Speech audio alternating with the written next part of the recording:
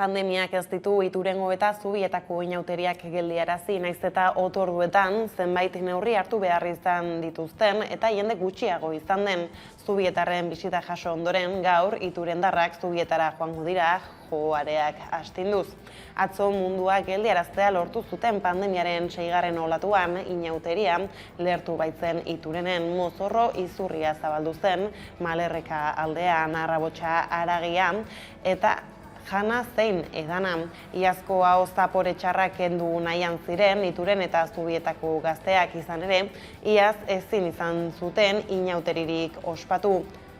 Atera ziren joaldun batzuk eta mozorro den bat edo beste, baina hori baino gehiago dira inauteriak. Arratsaldeon guztioi otordu gehienak mantendu dituzten, baina jende kopurua kontrolaturik halaxe moldatu dute festa izurri garaira eta nahita ez, Covida protagonista Euskal Autonomia Erkidegoan ere bada albisterik. Ziurtagiriaren luzapena bertan bera utzi dute epaileek. Euskal Autonomia Erkidegoko auzitegi nagusiak ez du ontzat jo ziurtagiria otsailaren 13 arte indarrean egotea, ez eta eremu gehiagotara zabaltzea ere.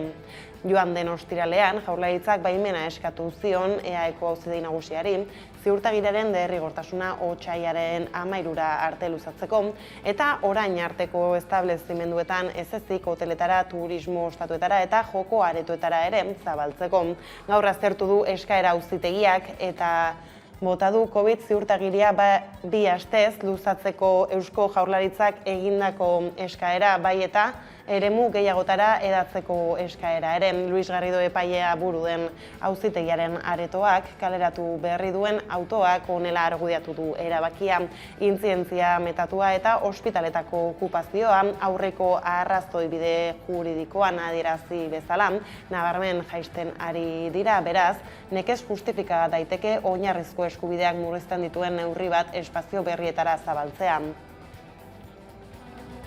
Bestaldetik, ekonomia arloan lan erreforma da, guztien ahotan dagoen gaia EAJak erreformaren aurka egindako martxen oihartzunpean hartu ditu gehiengo sindikalak, ELA, LAB eta SK Sabin etxean eta bilera horretan oso mezu argia igorri die sindikatuei. Euskal Lan harremanen esparrua babesteko konpromisoari eusten dio EAJak eta lan hitzarmenen lehentasunak ez badira aldatzen erreformaren dekretuan, haren aurka bozkatuko du etzi Espainiako Kongresuan pasaden astean ordean, Euskal Herria Bildurekin batu zen Euskal Gehiengo sindikala. Gurean gaur magazinean Iker Casanova koalizioko legebiltzarkidea izan da, gonbidatu nagusi gisa eta hala aritu da jeltzaleen jarreraz eta Euskal Herria Bilduren asmoez. Politikoki logikoa dela EAJaren jarrera, beste gauza da jarrera horri eusteko gaitasuna eta borondatea edukiko duten. Esaten dut logikoa dela, Euskaldun bezala lan erreformaren inguruan gertatu dena eskandalo badelako, gure herriaren ahots demokratiko guztiak alboratu egin direlako eta gurean sekulako eragina izango duen lege edo legedi laboral berria ezarriko dela herri honen borondate politiko, sindikala eta sozialaren gainetik eta aintzat hartu gabe. Beraz, logikoa da, Euskal markoa propiotzat hartzen duen alderdi batentzat, hau onartezina izatea eta benetan iraingarria izatea. Gero ikusiko dugu, EAJ normalean oso ohituta dago, azken uneko aldaketatxoak egiteko eta berposizionatzeko eta horren truke beste zerbait lortzeko edo lortzen duelaren irudia emoteko. Nafarroan berriz, aurrera egin ezin dabil hitzarmen ekonomikoa, abenduaren 19ko azken akordioan, Nafarroako eta Espainiako gobernuek erabaki zuten, inputazio indizaren zenbatekoa zehazteko ahalmena bien arteko koordinazio batzordaren eskuetan uztean. PSN-erentzat legean egindako txikikeria tekniko bat baino ez dena, autogobernuaren aurkako erasotzat jo du Nafarroako gobernuko beste bazkide nagusiak, geroa baik Euskal Herria Bilduk bat egin zuen, haren irakurketa eta ikusirik ez duela babes nahikorik, PSN-ek erretiratu egin zuen proposamena. Ez bai aurrela hitzarmen ekonomikoaren legearen erreformaren inguruan, Nafarroako parlamentuan akordioa lor dezakeen birformulazio bat proposatu du geroa baik, halaxe azaldu du proposamen horixe bera Javi Arakama, geroa baiko kideak magazinean. Bai, guk uste dugun, alde batetik, hitzarmen proposamena positiboa dela oro har Nafarroarentzat, hainbat hobekuntza dakarzkielako, ez dakit, internet bidezko merkataritza edo Google edo Tobin tasen kudeaketa ekartzen ditu Nafarroara, baina ezin dugu onartu PSN-ek ezarri nahi duen aldaketa hau, ez? Inputazio indizea Nafarroako parlamentuak bozkatu behar duela esaten duen esaldiak kendu nahi dute legetik, batzorde tekniko baten esku utziz eskuduntza garrantzitsu hau, eta, bueno, guretzat hau Nafarroako parlamentuari kompetentziak kentzea izango litzateke eta autogobernuan atzera pausoak ematea. Orduan guk eskatzen duguna da, arlo honetan gauzak orain dauden bezala mantentzea. Horrez gain, Nafarroatik mugitu gabe atzo, Paul Bilbao Kontseiluko idazkari nagusiak eta Agurne Gaubeka Beatokiko zuzendariak irmo salatu zuten Nafarroan ez dagoela euskara erabili ahal izateko eskubiderik, baldin eta hori bermatzeko mekanismoak ezartzen ez badira. Administrazio publikoko lan deialdietan hizkuntzak baloratzeko dekretuaren zirriborroa aurkeztu zien Nafarroako gobernuak funtzio publikoko mahaiko sindikatuei ostiralean edukia aztertuta, Kontseiluak eta Beatokiak uste dute onartezina dela eta atzera pauso ukigarriak dituela. Ez soilik Uxue Barkosen gobernuak 2017an bultzatu zuenaren aldean, baita UPNek 2009an bultzatu zuenaren aldean ere. Kontseiluak eta Beatokiak dekretu zirriborroak jasotzen duena hitz batera ekarri beharko bagenu, hitz hori onartezina litzateke. Eta hitz horri bestelako izen bat erantzi beharko bagenio, esango genuke atzera pauso onartezina dela. Hala ere, eta mezu hau zabaldu nahi dugu, oraindik garaiz gaude dekretua zuzentzeko. Kulturan berriz, zinegoak Bilboko LGTBI zinema eta arte eszenikoen jaialdiak iragarri du bere aurtengo orezko saria. Albertina Garri zinegile eta aktivista argentinarrak jasoko du jaialdiaren sari nagusia eta egiaren zinema zikloa emango du egitarauaren baitan. Azaldu dutenez, haren lana etengabeko esplorazio bat da, begirada hegemonikotik kanpo geratzen den guztiari ikusgarritasuna ematen dionain. Zuzen ere horregatik omenduko du Bilboko jaialdiak bere 19. edizioan. Otsailaren 28an ospatuko den inaugurazio galan izango da sari ematea Bilboko Arriaga antzokian ospatuko dena. Halaber, otsailaren 27an inaugurazio ekitaldiaren bezperan Las Hijas del Fuego filma proiektatuko duten BBK aretoan. Eta nazioartera salto eginda Ukraina hartuko dugu hizpide, izan ere Rusiak erantzun dio Ameriketako Estatu Batuek Ukrainako krisiaren inguruan igorritako gutunari. Hala ere, ez batak ez besteak, ez du horren edukiaren inguruko xehetasunik eman.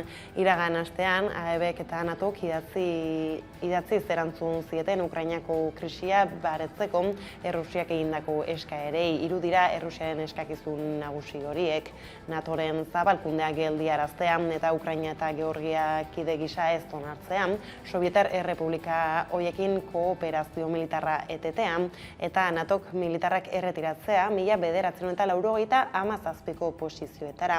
Gainera, Antony Blinken AEBetako estatu idazkariak eta Sergei Lavrov Errusiako batzerri ministroak telefonoz hitz egingo dute astearte honetan bertan.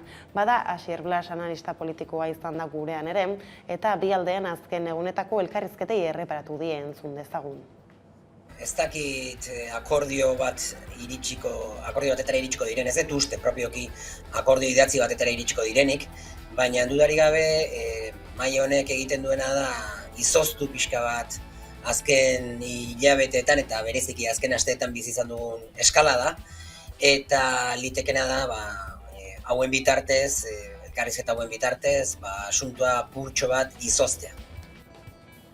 Bada, eguneko lerroburuak horrela heldu diezaiogun Euskal Autonomia Erkidegoan, gutxi arte zalantzan izan den COVID ziurtagiriari. Izan ere, Euskal Autonomia Erkidegoko auzitegi nagusiak atzera bota du COVID ziurtagiria 2 astez luzatzeko Eusko Jaurlaritzak egindako eskaera, bai eta eremu gehiagotara hedatzeko eskaera ere. Gasteizera goaz Esteilana Txagorritxu ospitalean zaude. Bai, hala da, dakigun bezala, otsailaren 13 arte mantenduko dituzte neurri murriztaileak, labi teknikoaren gomendioak jarraituta, Eusko Jaurlaritzak gainera mahai gainean utzi zuen COVID ziurtagiriaren derrigortasuna mantentzeko eta espazio gehiagotara zabaltzeko erabakia Euskal Autonomia Erkidegoko Justizia Auzitegi Nagusiari eskaera egin ostean. Zentzu horretan, fiskaltzak egokitza jo du Eusko Jaurlaritzaren eskaera eta COVID ziurtagiriaren arabilera otsailaren 13 arte luzatzearen alde agertuta, baina ez du begi onez ikusi hotel ostatu turistiko eta joko aretora zabaltzea. Gotzone Sagardui Osasun Sailburuak agerpena egin zuen ostiraleko labiren bileraren ostean eta hauek izango dira 2 astez mantenduko diren neurri nagusiak. Beranduen, ordu batetan itxiko dira merkataritza, gizarte eta kultura jarduera guztiak. Lurralde historikoak baino eremu txikiagoko garraio publikoei abiatzeko azken ordu hau ezarriko zaie, gaurko ordu biak. 160ko edukiera muga ezartzen da mota guztietako establezimentu eta barrualdeko esparruetan. Gizarte, kultura edo kirol ekitaldietarako esparruetan gehienez ere 600 pertsona bildu ahal izango dira barrualdean eta 800 kanporaldean. Debekatu egiten da zutik konsumitzea eta mahai bakoitzeko edo mahai multzo bakoitzeko bezero taldeak gehienez ere 10 lagunera mugatzen dira.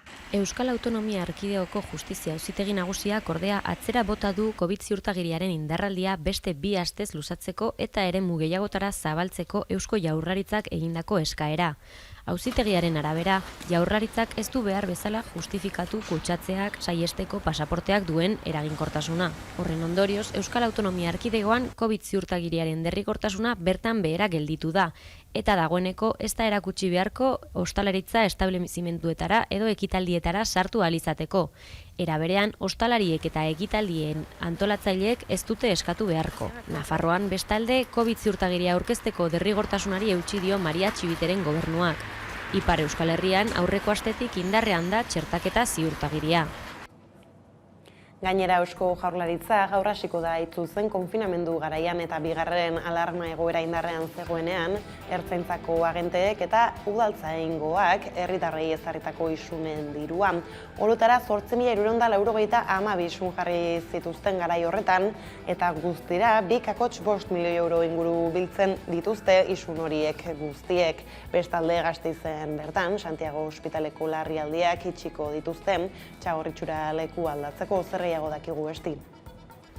Bai, Arabako Unibertsitate Ospitaleko larrialdi orokorrak Txagorritxuko eraikin berrira leku aldatuko dituzte otsailaren 2an eta hortaz egun horretatik aurrera Santiago Ospitaleko gunea ez da egongo eskuragarri herritarrentzat eta puntu berrira jo beharko dute arreta jasotzeko. Hiriko erdialdeko zuzeneko arreta murriztu eta mendebaldean eskainiko da, lehen Santiagon eta Txagorritzun eskaintzen zen zerbitzua, eta Santiagon larrialdietako zerbitzua ez da desagertuko, baina Arabako esiko medikuek bideratutako pertsonak bakarrik hartatuko dira, eta edota bat zenbakiarekin harremanetan jarri ondoren ambulantziaz bideratutakoak.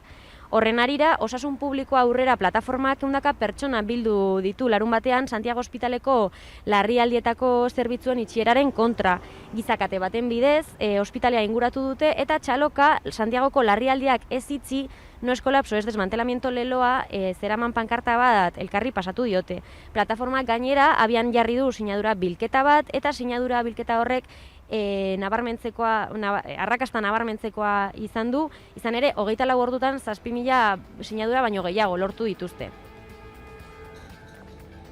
Beste gai batzuei helduta berriz, neurri murriztaileak luzatzarekin batera kultur ekitaldi asko bertan behera geratu behar izan dira, tartean esaterako, Ebaristok bere banda berriarekin Gasteizen egin behar zuen debuta, ez da, Esti?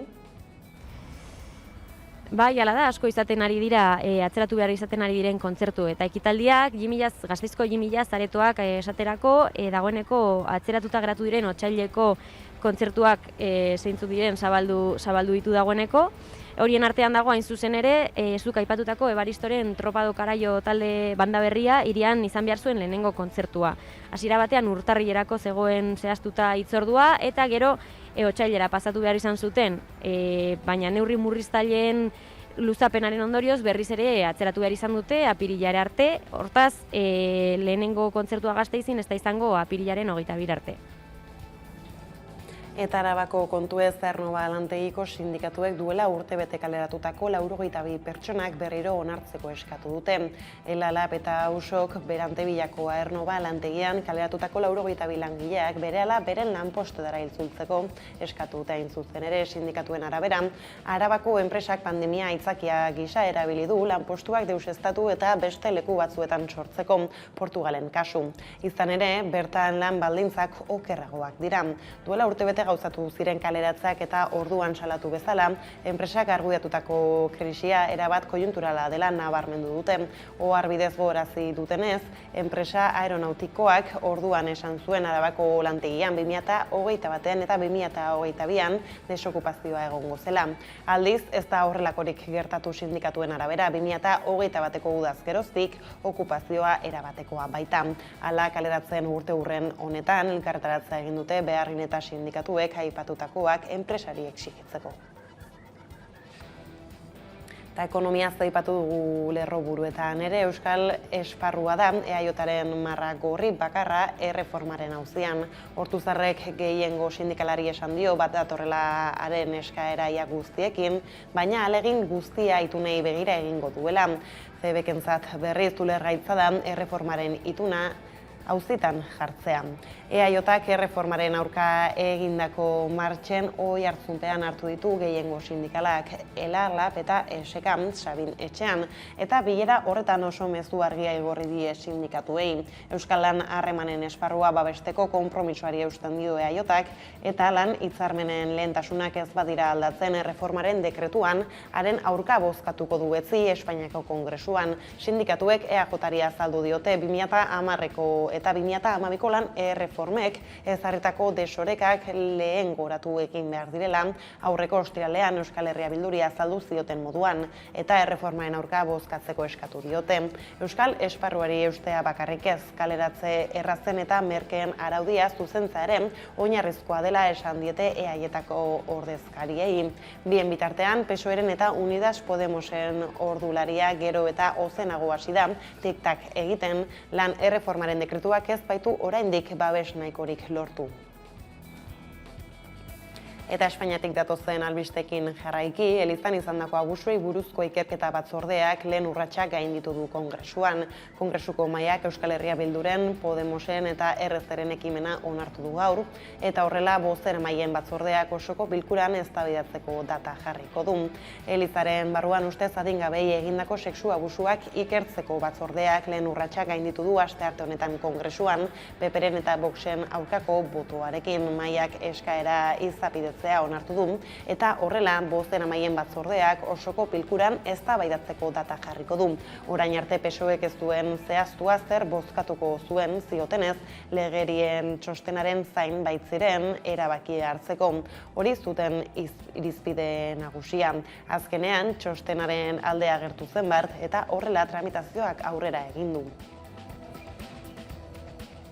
Gurera bueltan igandean 2 urte beteko dira Zaldibarko hondamendia gertatu zenetik, bain justu zabortegia zerraitik erori zen argitu dute Espainiako Gobernuko CEDEX Esperimentu Zentroko peritu txostenean. Txostenak agerian utzi ditu kudeaketan egindako akatsak eta kontrolik ezan. Zaldibar argituz plataformako Janire Lazkanorekin izan gara gakoak saioan, eta udane arbeok jaso dituaren hitzak. Igande honetan 2 urte beteko dira Zaldibarko zabortegia amildu eta Joakin Beltran eta Alberto Sololuze lurpean gelditu zirenetik. Zaldibar argituz plataformako Janire Lazkanorekin izan gara eta oso egun gogortza ditu lehenengo egun, aste eta hilabeteak. Hotzikaria emoten daben gertakari bat izan zen. Oso egun ilunak, aste ilunak eta hilabete ilunak bezala gogoratzen ditut. Hasieran arduradun politikoen ikusteot zeukan garrantzia eta poliki ikusi izan benetako desastre ekologiko bat eta humano bat gertatu zela hor. Bada 2 urte betetzera doazela CEDEX Espainiako Gobernuko Herrilanetako Ministerioaren Esperimentazio Zentroak epaiaren aginduz egindako peritu txostenak agerian utzi du Berte Rezakleinek kudeatu zuen zabortegiaren ibilbide osoan izan zirela akatsak. Baina baitxa arduratzen gaitu publikoki, kontrol publiko falta, eta hori txosten horretan agerikoa izan da. Testu inguru honetan gaineratu du, Berter Recycling enpresa pribatu bada, eta argi dagoen bezala interes pribatuak defenditzen ditu. Eta harrigarria egin zaiela hasiera batean enpresak adierazi zuela justiziarekin kolaboratzeko eta elkar laguntzeko prestutasun osoa zuela. Eta orain hilabete eskaz Durangoko auzitegian deklaratu zenean, ez deklaratzeko eskubidera hobatu izana, ez? Jaurlaritzak izan duen erantzukizuneza ere salatu du plataformak.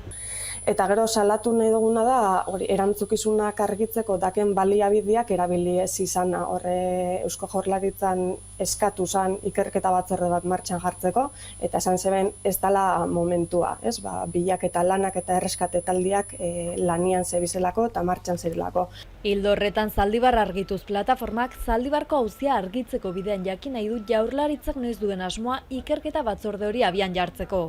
Gauzak horrela bigarren urteurren honetan ermuan batzeko deia egin dute Alberto eta Joakin gogoratzeko, gertatutakoa ahazturan ez erortzeko eta egia eta justiziarako bidean erantzukizunak eskatzen jarraitzeko. Bestetik uraren Euskal Agentziak 101 milioi euro inbertituko ditu 2027 arte, uholdeak izateko arriskua duten eremuetan bizi diren biztanleak 40% murriztu asmoz eta uholde horien ondoriozko kalte ekonomiko potentzialak 38% murriztea helburu. Jarraian xehetasun gehiago. Azken hilabeteotan Euskal Herriko ibai askok gainezka egin dute euriten eraginez, eta hainbat bide izan dira urak hartuak. Uholdeek korapilo asko sortu dituzte hainbat herri kaltetuz. Kontuan hartzekoa da, Araban, Bizkaian eta Gipuzkoan gaur egun 250.000 pertsona bizi direla uholdeak izateko arriskua duten eremuetan. Azken 6 urteetan uraren Euskal Agentziak 18% murriztu du uholde arriskuaren eraginpean dagoen populazioa eta lotutako kalte ekonomiko potentzialen 16%. Bada datozen 6 urteetan 101 milioi euro inbertituko ditu uholdeak izateko arriskua duten eremuetan bizi diren biztanleak 40% murriztu asmoz eta uholde horien ondoriozko kalte ekonomiko potentzialak 138% murriztea helburu. Orotara 40 proiektu izango dira. 100 milioi euroak Euskadiko Erkidego Autonomoko mapak hor jartzen baldin baditugu, obra asko direla ibai askotan, eta guzti honekin lortuko genula hori resilientzia hori hobetzea eta gure ibaiak nolabait babestea eta hor inguruan bizi diran pertsonak eta aktibitate ekonomikoa baita ere babestea. Arantxa Tapia ekonomiaren garapen jasangarritasun eta ingurumeneko sailburuak adierazi du aurtengo inbertsioi dagokienez 20 milioi euro martxan jarriko direla 3 lurraldeetan, 13 proiekturekin abiatuz. Ia 6 milioi dira gutxi gora bera Gasteizen o Araban, esango genuke, Bizkaia da jute baldin magea 9 eta pixka bat gehiago, eta Gipuzkoan 3 eta ia 7. Sailburuak nabarmendu du beharrezkoa dela uholdei aurrea hartzea, jarduerak planifikatzerakoan arrisku naturala kontuan hartuko dituen lurralde antolamendurako eta lurzoru erabilerako politika baten bidez. Eta gaizaldatuta Espainiako Auzitegi Nazionalak Euskal Preso eta Euskal Preso hoien aurkako beste auzibide bat onartu du tramiterako. Dignidad y Justizia biktimen elkarteak jarritako kereia bat da oraingoan, eta 3 Euskal Presoren eta Euskal Preso hoi baten aurkakoa da. Zehazki Josu Urrutikoetxea presoia eta gaur egun Frantziako espetxean diren Aitzol Irondo, Mikel Karrera eta Ainhoa Ozaeta auzipetu nahi dituzte 2006ko abenduaren 30ean Madrilgo Barajasko aireportuan ezarritako bombaren erantzule izan zirelakoan. Zehazki ikertu nahi dute ustezko etako zuzendaritzako kide gisa haiek erabaki ote zuten atentatu hori egitean. Espainiako Auzitegi Nazionaleko Alejandro Abascal epaileak onartu du kereia tramiterako.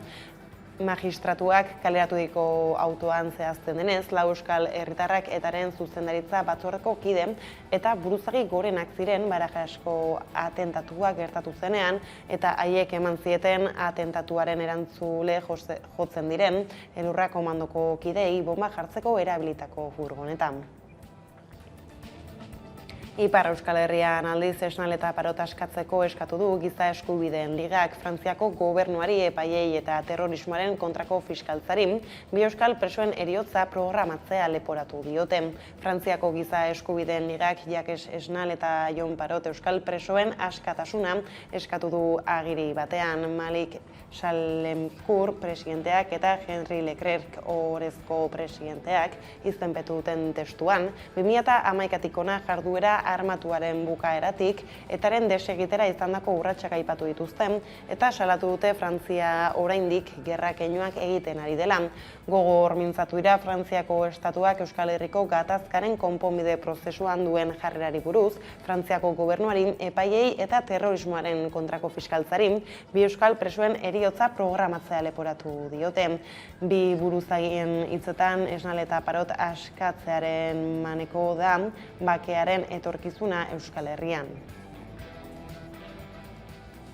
Eta euskal preso ez gabiltzala azken egunotako albiste iso, bada berri honik ere erabat aske da Gorka Fraile euskal presoan. Baldintzapean zegoen eta bart utzi dute erabat aske Gorka Fraile preso Durangarran. Etxeratek jakinarazi duenez, 24 urteko espetxe zigorra bete du osorik. 2020ko apiriletik zegoen baldintzapean aske eta aurretik 3. graduan eduki zuten, 2020 hasieratik Iruñeko kartzelari lotutan presoeria zelarik.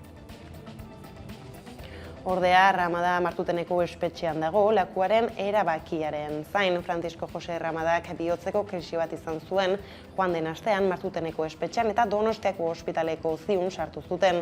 Ostiralean eman zioten alta eta kartzelara eraman zuten berriro. Lakuako gobernuaren erabakiaren zain dago izan ere, espetxeko tratamendu batzordeak presoari 3. gradua ematea proposatu du. Eta euskal presoen bueltakoekin bukatzeko, Mirentxi gidariak, euskal presoen senideak kartzeletara eramaten zituen gidari taldeak bukatutzat eman du bere bidea. Mirentxin beraz jarraian minutu batean. Hotza maigabe bat, baino latzago, ta urteak egun baino gehiago, 574 Oeut, samina zabaltzan.